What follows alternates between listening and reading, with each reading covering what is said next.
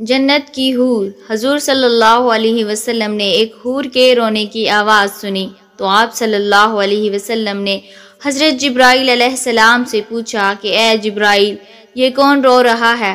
حضرت جبرائیل علیہ السلام نے آس پاس دیکھا تو کیا دیکھتے ہیں کہ ایک حور رو رہی ہے۔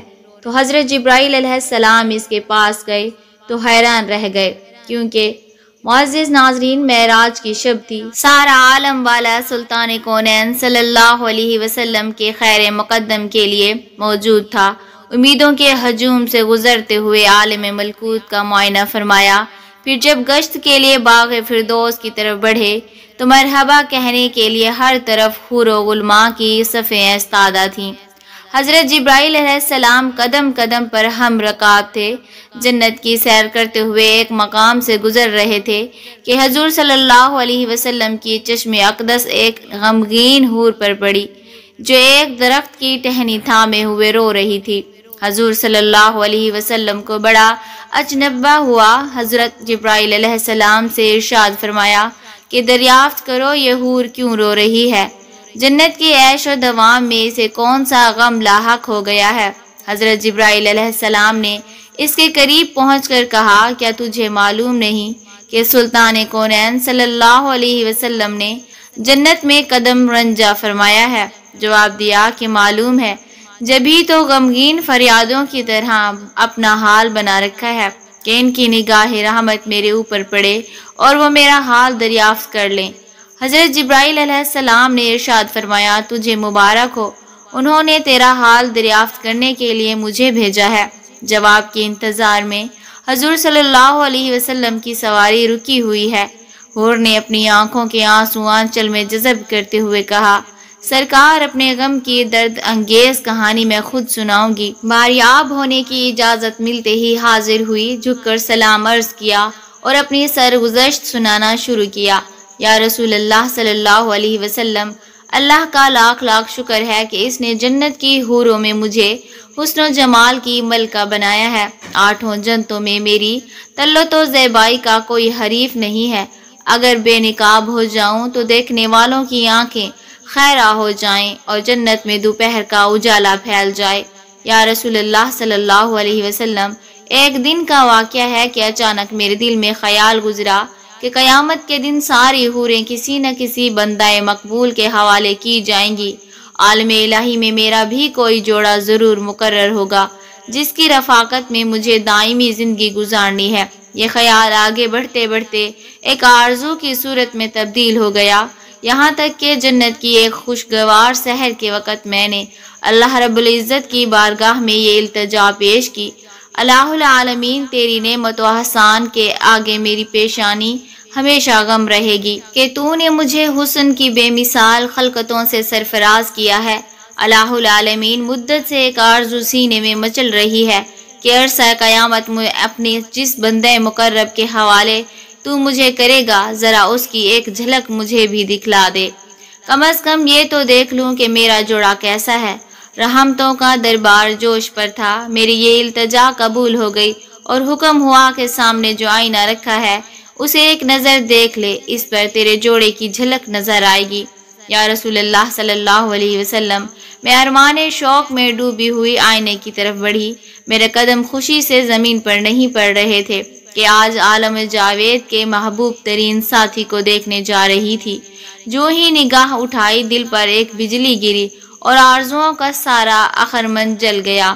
دل کو کسی کروٹ چین نہیں ہے، ہمیشہ اس غم میں سلگتی رہتی ہوں کہ ایک بدشکل سیاہ فام اور وحشت ناک چہرہ میرا کیوں کر نباہ ہو سکے گا، جبکہ اس کے تصور سے طبیعت کو دہشت ہونے لگتی ہے۔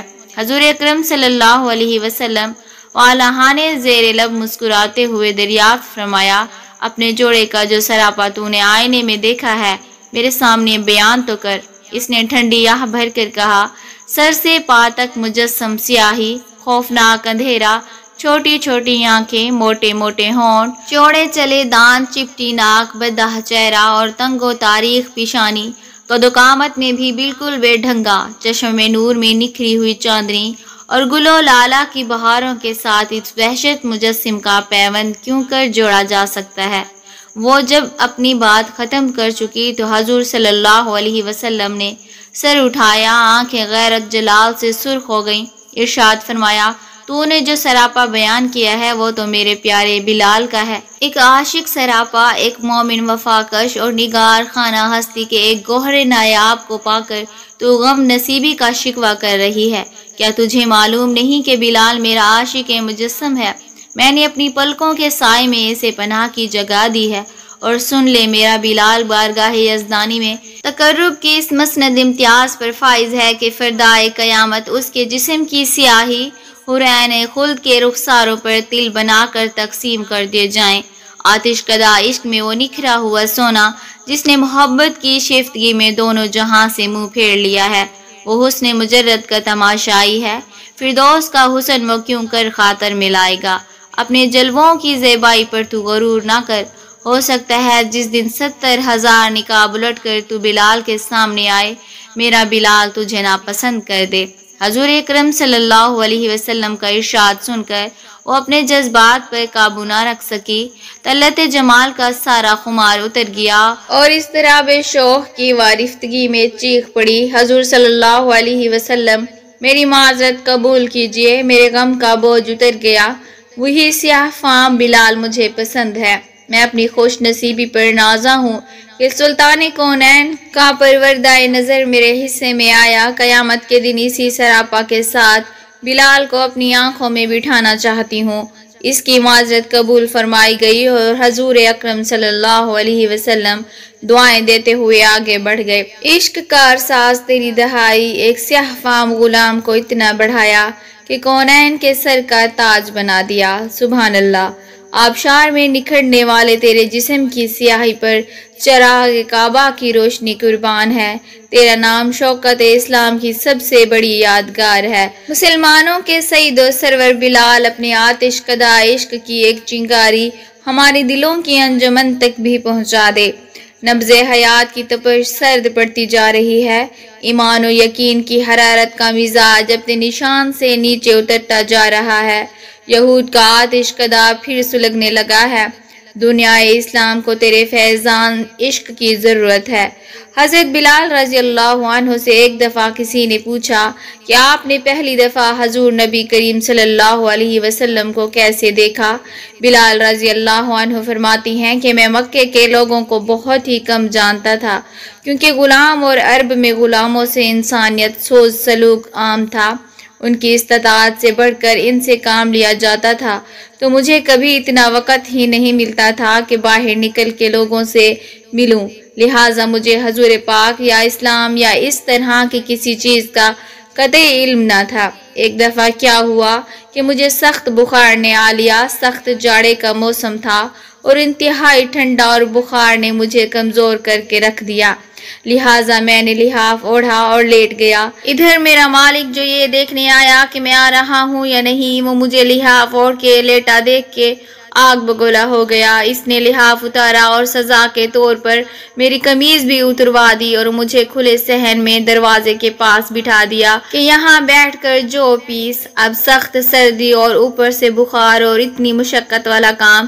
میں روتا جاتا تھا اور جو پیستا جاتا تھا۔ کچھ ہی دیر میں دروازے پر دستک ہوئی، میں نے اندر آنے کی اجازت دی تو ایک نہایت متین اور پر نور چہرے والا شخص اندر داخل ہوا اور پوچھا کہ جوان کیوں روتے ہو؟ جواب میں نے کہا کہ جاؤ اپنا کام کرو، تمہیں اس سے کیا، میں جس وجہ سے بھی روؤں۔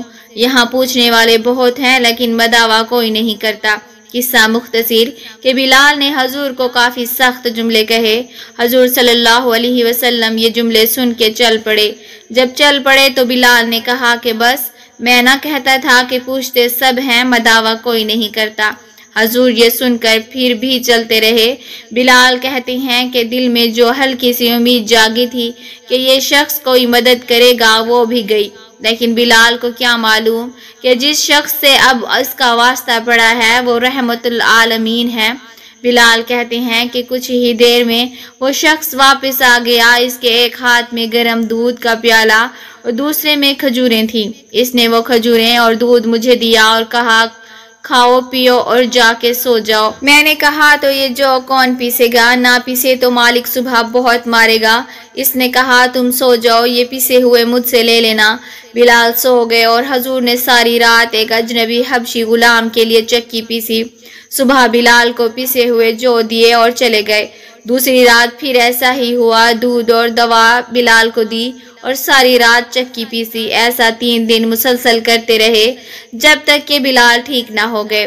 یہ تھا وہ تعارف جس کے بطن سے اس لافانی عاشق نے جنم لیا کہ آج بھی بلال کو صحابی رسول بعد میں عاشق رسول پہلے کہا جاتا ہے۔ وہ بلال جو ایک دن اذان نہ دے تو خدا تعالیٰ سورج کو طلوع ہونے سے روک دیتا ہے۔